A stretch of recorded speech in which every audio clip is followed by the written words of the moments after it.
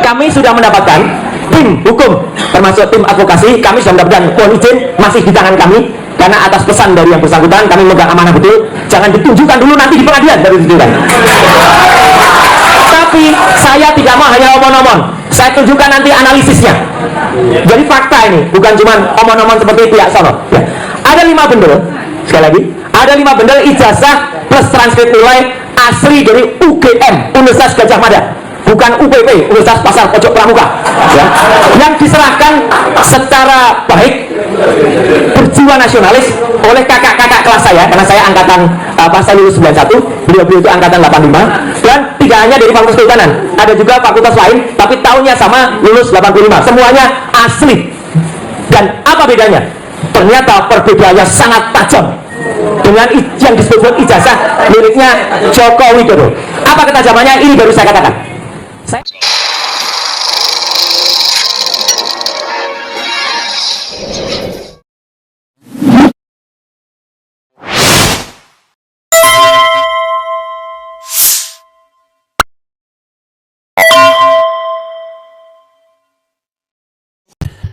Assalamualaikum warahmatullahi wabarakatuh, sobat RH sekalian.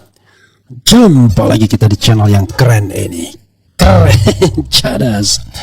Ya, sobat RH sekalian, ada 2 hal yang ingin saya garis bawahi. Pertama ya, terkait dengan ngomong-ngomong kotak-kotak luar biasa juga ya. Jadi sobat sekalian, apa tadi saya mau bilang dua hal tadinya, terus saya terdistrak. Oke. Tapi yang jelas lawyer mengatakan tidak dapat ditingkatkan ke penyidikan. Nah, saya setuju sobat sekalian dengan pernyataan itu dari awal. Karena apa yang dilakukan Polda Metro Jaya melanggar undang-undang kalau dia menaikkan ke tahap penyidikan tanpa kejelasan mengenai dokumen ijazah asli atau palsu. Karena semua muaranya ke sana. Mau digunakan pasal apapun kan intinya adalah ke sana, core bisnisnya. Sebagai penegak hukum yang adil, nggak bisa digeser. Jangan menggeser kasus. Kasusnya itu adalah kasus tentang dugaan ijazah palsu. Karena itu kasus main case-nya, kasus yang utamanya. Jangan digeser ke tempat-tempat lain. Kalau itu maka kita akan berhadapan dengan undang-undang. Dan kalau saya capek ngomong tentang konstitusi yang tidak pernah dipahami juga oleh penegak hukum, ya kita ngomong undang-undang. Lucu. Undang-undang itu jauh lebih dipatuhi dibandingkan konstitusi. Padahal konstitusi di atas undang-undang. Tapi oke lah, kita ngomong undang-undang. Sebelumnya saya mau baca dulu ya. Nanti tampilkan pasal 10 Undang-Undang Perlindungan Saksi dan Korban. Pasal 10 Undang-Undang Perlindungan Saksi dan Korban, bikin yang bagus ya. Jadi saudara sekalian, ini tim advokasi mengatakan kasus dugaan ijazah palsu Jokowi tak bisa naik penyidikan tanpa bukti ijazah asli. Oke, coba kita bacakan. Jakarta1.com, tim advokasi anti kriminalisasi akademisi dan aktivis menilai pengumuman Polda Metro Jaya terkait peningkatan status laporan dugaan pencemaran nama baik dan fitnah ijazah palsu mantan Presiden Joko Widodo ke tahap penyidikan sebagai langkah prematur dan tidak berdasar hukum. Nah, ini yang dinamakan dengan kriminalisasi, ya, tidak berdasar hukum, bahkan menentang, melanggar hukum. Pernyataan itu disampaikan menyusul konferensi pers Kabid Humas Polda Metro Jaya, Kombes Polisi Ade Arison Indradi pada Kamis yang mengumumkan bahwa laporan Jokowi atas sejumlah pihak termasuk Roy Suryo, Rismon Sianipar, Rizal Fadila, dan Kurnia Tri Royani telah dinaikkan dari penyelidikan ke penyidikan. Oke. Koordinator litigasi tim advokasi anti kriminalisasi akademisi dan aktivis Petrus Celestinus menegaskan bahwa peningkatan status perkara tersebut tidak dapat dilakukan tanpa adanya pembuktian terlebih dahulu bahwa ijazah Jokowi adalah benar dan sah secara hukum. Seseorang hanya dapat dinyatakan melakukan pencemaran dan fitnah terkait ijazah palsu setelah terlebih dahulu dibuktikan bahwa ijazah saudara Joko Widodo adalah asli, ujar Petrus dalam keterangannya. Ia menekankan bahwa pembuktian keaslian ijazah hanya bisa ditetapkan melalui putusan pengadilan yang berkekuatan hukum tetap. Tanpa itu, tidak ada landasan hukum yang sah untuk menyatakan bahwa tuduhan terhadap Jokowi adalah fitnah atau pencemaran nama baik. Menurut Petrus, dalam laporan yang diajukan ke Polda Metro Jaya, Jokowi hanya menyertakan salinan fotokopi ijazah, bukan dokumen asli. Hal ini pun dibenarkan oleh pihak kepolisian. Bukti ijazah yang dimiliki penyidik Polda Metro Jaya hanya berupa fotokopi, ungkap Kombes Ade Ari dalam konferensi pers. Bayangkan. digital, analogik ya. Ternyata hanya fotokopi saja. Padahal lanjut Petrus, berdasarkan pasal 184 KUHP, dokumen fotokopi tidak termasuk alat bukti yang sah dalam hukum acara pidana. Karena itu, dasar hukum untuk menaikkan status perkara ke penyidikan menjadi lemah. Dalam hukum pembuktian, dokumen fotokopi tidak memiliki kekuatan hukum dan bukan termasuk alat bukti yang sah, tegas Petrus Celestinus. Tim advokasi mendesak aparat penegak hukum agar tidak gegabah dalam menangani kasus yang sangat sensitif dan menyangkut hak asasi warga negara dalam menyuarakan pendapat serta mempertanyakan keabsahan dokumen publik. Ya. Jadi saya ini orang yang paling tidak suka ini lapor, ya kan? Oke. Pertanyaannya, kenapa tidak sah? Banyak hal, banyak pasal yang bisa kita kutip. Nah, salah satunya adalah yang sering disampaikan oleh Al-Katiri adalah pasal 10 Undang-Undang Perlindungan Saksi dan Korban. Jadi perlindungan saksi dan korban itu adalah Undang-Undang Nomor 31 Tahun 2014 tentang perlindungan saksi dan korban. Bunyi pasalnya, bunyi pasalnya.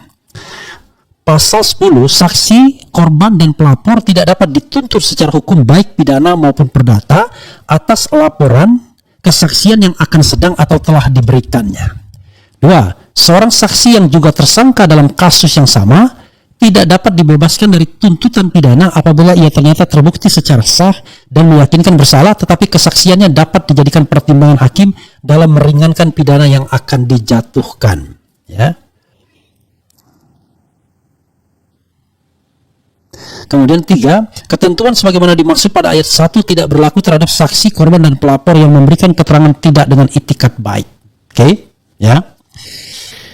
Jadi saudara sekalian, jelas Roy Suryo adalah saksi, Dr. Tifa adalah saksi, kemudian siapa lagi, Rizal Fadila adalah pelapor, Kurnia Triroyani bahkan advokat, dilindungi oleh undang-undang advokat, Egy Sujana advokat, dilindungi oleh undang-undang advokat dan juga pelapor, Dr. Tifa juga saksi. Jadi di sini dikatakan baik saksi, korban maupun pelapor. Jangankan laporan yang sudah, yang akan saja itu tidak bisa dikenakan karena Dr. Tifa jelas akan menjadi saksi, akan menjadi ahli. Demikian juga Roy Suryo dan lain sebagainya, ya. Jadi kalau kita lihat ya, saksi, korban, dan pelapor tidak dapat dituntut secara hukum baik pidana maupun perdata atas laporan kesaksian yang akan, sedang, atau telah diberikannya, ya kan?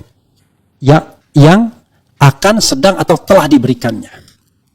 Gak bisa. Jadi masalahnya adalah sekarang adalah era digital. Orang memang mereka menyampaikan tidak hanya kepada pihak kepolisian, tetapi menyampaikannya di ruang publik berdasarkan hal-hal lain, soal transparansi, hak pasal 28F. Jadi pasal 28F itu jauh lebih tinggi lagi kedudukannya mengenai bahwa yang namanya hak untuk mendapatkan informasi adalah hak asasi manusia. Ya, jadi itu adalah, jadi pasal 28F UUD 45 adalah setiap orang berhak untuk berkomunikasi dan memperoleh informasi untuk mengembangkan pribadi dan lingkungan sosialnya, serta berhak untuk mencari, memperoleh, memiliki, menyimpan, mengolah, dan menyampaikan informasi. Mencari, memperoleh, memiliki, menyimpan, mengolah, dan menyampaikan informasi dan menggunakan segala jenis saluran tersedia. Jadi tidak hanya ke pihak penegak hukum, tapi dengan segala saluran yang tersedia, termasuk media-media sosial. Ini lalu Undang-Undang tentang Keterbukaan Informasi Publik itu mengatakan bahwa yang namanya dokumen yang digunakan untuk jabatan publik itu bukan lagi pengecualian, bukan lagi dokumen yang sifatnya private atau pribadi. Jadi saudara sekalian, dari sini maka sesungguhnya apa yang dilakukan oleh Polda Metro Jaya itu bisa dikatakan melanggar undang-undang, termasuk pasal-pasal titipan yang sesungguhnya masih terkait dengan ijazah, yaitu pasal berapa? Pasal 32 Undang-Undang ITE, pasal 35 Undang-Undang ITE, pasal 27A Undang-Undang ITE, pasal 160 KUHP, pasal 28 ayat 2 Undang-Undang ITE, pasal 28 ayat 3 Undang-Undang ITE. Dan keberadaan Undang-Undang ITE itu sendiri itu untuk melindungi yang namanya transaksi elektronik, melindungi konsumen dari kemungkinan penipuan dengan menggunakan transaksi elektronik. Tapi kemudian dijadikan alat untuk membungkam kritisisme dari masyarakat. Ini saja sudah tidak kompatibel. Jadi saudara sekalian, terlalu gegabah menurut saya Polda Metro Jaya meningkatkan status ini. Karena kalau status ditingkatkan, ya kan? Kalau status ditingkatkan, maka sudah akan ada tersangkanya. Bagaimana mungkin penersangkaan itu akan melanggar undang-undang? Ya, kalau yang melanggar undang-undang itu Erick Thohir, karena dia dianggap tidak paham undang-undang, maka dia kemudian dengan santainya memberikan jabatan rangkap kepada orang-orang yang sudah menduduki jabatan-jabatan tertentu di pemerintahan, termasuk wakil menteri. Anggap saja tidak paham undang-undang, walaupun berkali-kali dikatakan tidak bisa rangkap jabatan berdasarkan undang-undang yang namanya pelayanan publik, pasal 17. Tapi tetap saja mengatakan tidak bertentangan. Kan dia bilang begitu, itu satu. Yang kedua, sekali lagi, kalau polisi dikatakan bahwa tidak mengerti undang-undang, ya aneh sekali. Sudah berkali-kali kan disampaikan mengenai eksistensi dari pasal 10 ini, yaitu tidak bisa, harus dilindungi. Ya bahkan dikatakan ya harus diselesaikan dulu, ya kan? Jadi tidak bisa kemudian dimainkan begitu saja. Kasus yang terkait dengan pidana pokoknya ini harus diselesaikan dulu. Baru kemudian pidana-pidana yang terkait dengan pidana pokoknya ini, yaitu asli atau tidaknya dokumen. Jadi sahabat sekalian, sekali lagi saya setuju dengan apa yang disampaikan oleh pengacara dari Roy Suryo dan kawan-kawan ini. Jadi bukan karena subjektivitas, tapi secara objektif memang begitu. Kita tidak bisa mengatakan lain. Kan dari dulu selalu permasalahannya adalah ketika ada hal-hal yang bersifat ujaran kebencian, yang bersifat fitnah, yang pencemaran nama baik, ketika itu dikenakan kepada pejabat, maka sangat kentara betul adalah upaya untuk melindungi sang pejabat. Itu yang terasa tidak fair jadinya, sobat era sekalian. Ya, itu yang kemudian menjadi sangat tidak fair. Ya. Oke, sobat era sekalian. Jadi sekali lagi harus diselesaikan terlebih dahulu kasusnya, barulah kemudian bisa dikenakan apakah ada yang namanya apa istilahnya ya, ada yang namanya ujaran kebencian, ada yang namanya apa saja yang terkait pencemaran kalau kasusnya sudah diselesaikan. Tapi kalau kasusnya belum diselesaikan, ya mana bisa kita kemudian mengatakan bahwa telah terjadi apa istilahnya pencemaran nama baik dan lain sebagainya. Begitu sobat era sekalian. Coba saya penasaran dengan ada tambahan pasal kali ya. Apalagi ya, coba kita lihat ada perubahannya nih ya. Jadi oke, pasal 10 kelihatannya tidak menggunakan pasal saya harus membacakan pasalnya. Sepertinya pasal yang disampaikan ke saya tadi adalah pasal yang undang-undang lama. Gunakan undang-undang 31 tahun 2000, pasal 31 tahun 2014 bro. Jangan Jadi ayat satunya adalah saksi, korban, saksi pelaku dan atau pelapor tidak dapat dituntut secara hukum baik pidana maupun perdata atas kesaksian dan atau laporan yang akan, sedang atau telah diberikannya, kecuali kesaksian atau laporan tersebut diberikan tidak dengan itikat baik. Itu bunyinya yang baru ya. Ini saya harus mengubah lagi nih. Jadi undang-undangnya berbeda. Jadi ketentuan pasal 10 diubah sehingga berbunyi sebagai berikut. Jadi ada perubahan dengan undang-undang baru yang mengubah bunyi pasalnya ya.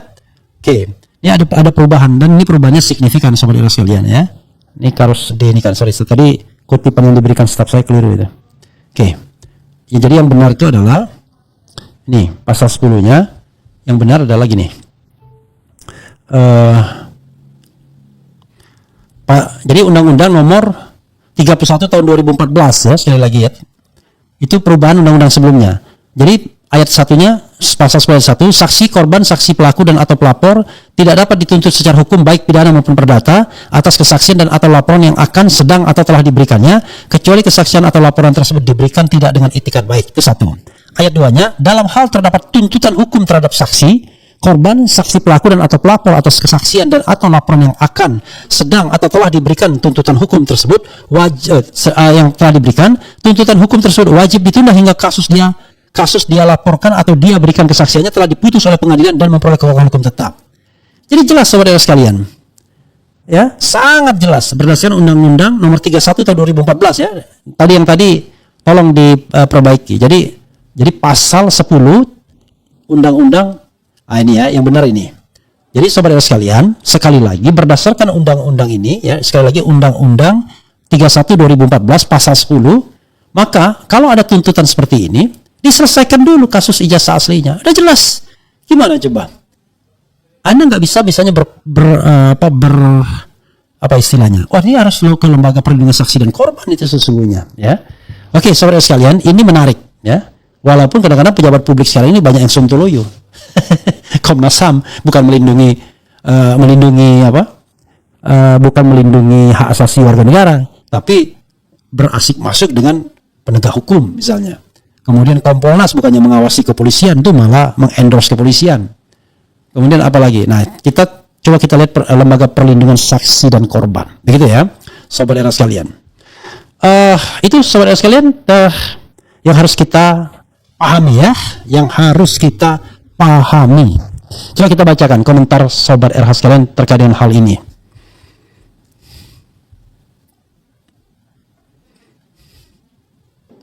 Waalaikumsalam, keren, cerdas ya.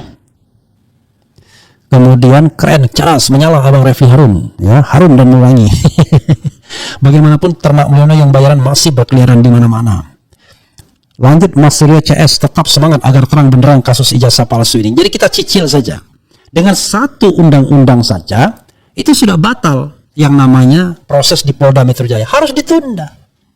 Harus selesai dulu, dan sepanjang tidak ada putusan pengadilan yang berkekuatan hukum tetap yang menyatakan ijazah Jokowi asli, maka tidak akan ada yang namanya tuntutan terhadap asli dan tidaknya ijazah tersebut atau pidana. Makanya coba yang namanya pengadilan perdata kemarin lakukan terobosan hukum.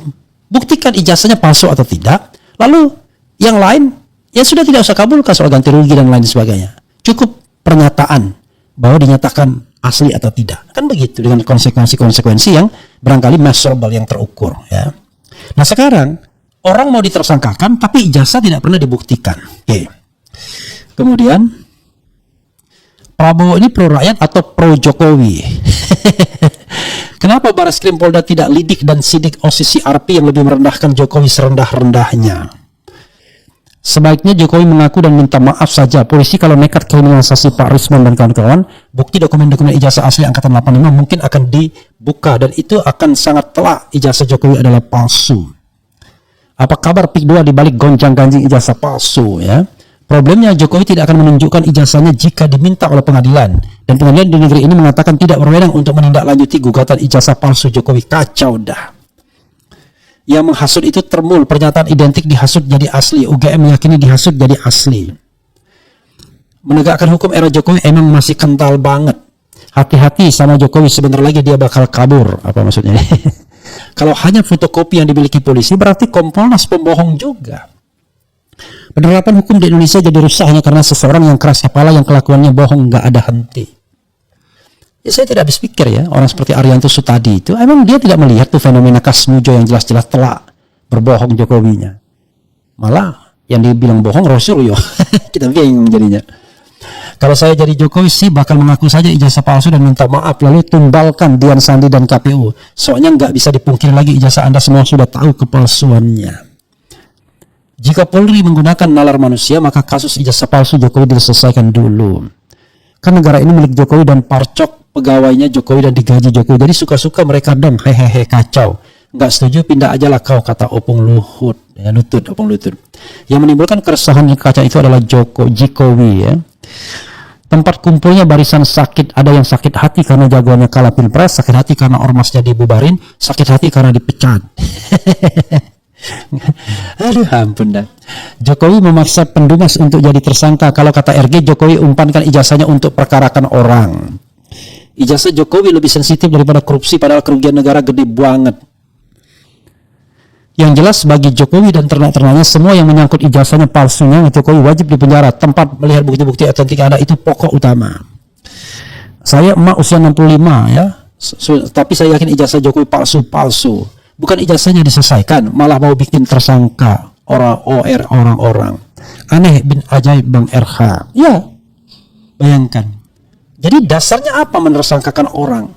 Kan pasalnya jadi ngarang, dikarang-karang jadinya. Kita kan harusnya yang jelas, jangan dikarang-karang. Kalau main karang-karangan ya kita jadi karangan bebas jadinya ya.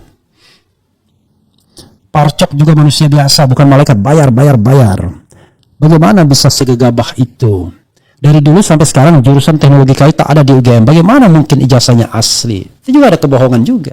Oke lah, itu nggak, anggap saja dia bukan kebohongan tapi keselio lidah. Yang jelas Kasmujo itu bohong sekali. Masa Anda? Coba saya jadi penasaran. Keluarkan lagi Kasmujo biar orang tahu, pada ingat bahwa ada Kasmujo, kemudian ada pengakuan Jokowi sendiri bahwa Kasmujo bukan dosen pembimbing skripsinya. Nggak mungkin orang lupa dengan dosen pembimbing skripsi. Jadi kalau introduksinya saya ingat betul, ya benar pastinya. Nanti kasih kode kalau sudah ya. Lagi, Bang, nggak ikut ke pengadilan menyaksikan langsung sidang Pak Tom. Belum putusan ya, nanti pas putusan saja ya, pas putusan. Susah menegakkan hukum karena hukum masih memihak penguasa. Kemudian Parcok seperti pengennya hanya pidana ke pidana lagi. Jika itu dilakukan oleh sesama mereka, upaya penyelamatan luar biasa sekali. Ya, itu yang dilakukan terhadap Sambo ya. Kemudian, yang tidak sakit hati melihat kondisi seperti ini hanyalah penjilat dan pengkhianat.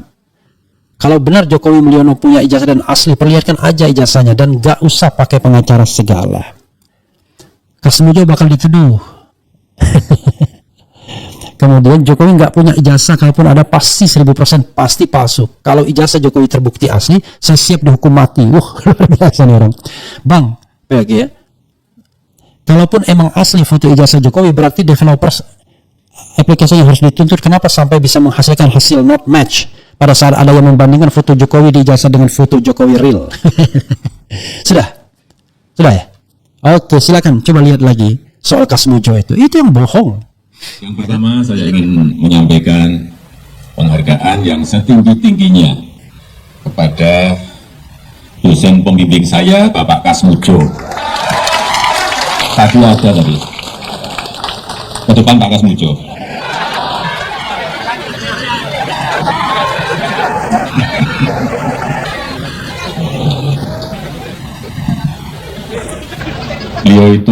Beliau itu dulu waktu membimbing saya, seingat saya galak sekali.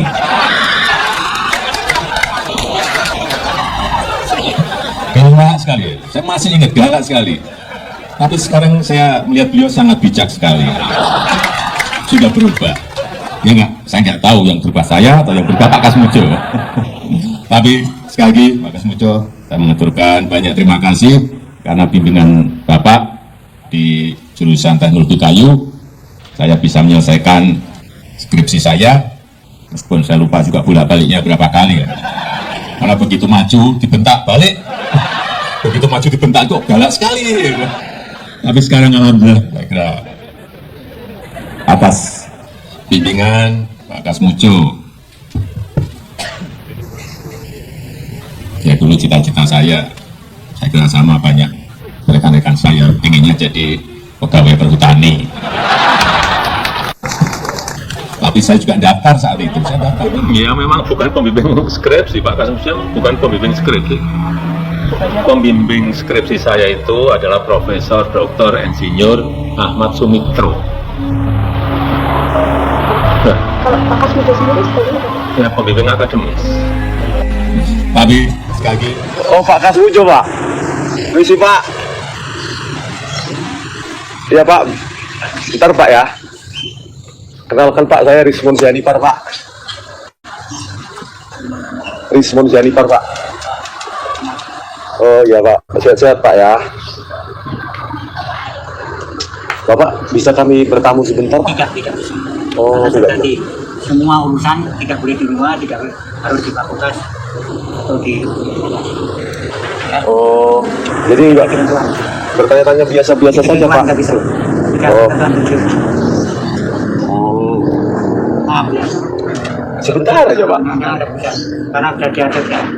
Oh, harus ke fakultas, Pak ya? Iya. Tentang ini loh, Pak, pembimbing skripsi itu, Pak, yang Iya, Bapak iya. yang Pembimbing skripsi umurnya di atas 50. harus di atas Waktu 50. waktu Bukan, Pak, yang tahun 2017 kan Bapak tampil di TV bersama Pak Jokowi. Bapak kan di situ Pak Jokowi mengatakan Pak Jokowi bolak-balik bimbingan skripsi. Bapak kan Itu yang salah. iya Pak? Salah itu. Iya Pak, bentar lah Pak. Biar ini untuk negara Pak. Saya baru 3B, tidak bisa bimbing. Bapak saat itu berarti bukan pembimbing skripsi, Jelas, bukan. bukan pembimbing akademik. Bukan. Pembimbing akademik pun bukan Pak. Oh bentar lah Pak, maaf Pak, maaf. Maaf, nggak bisa ya.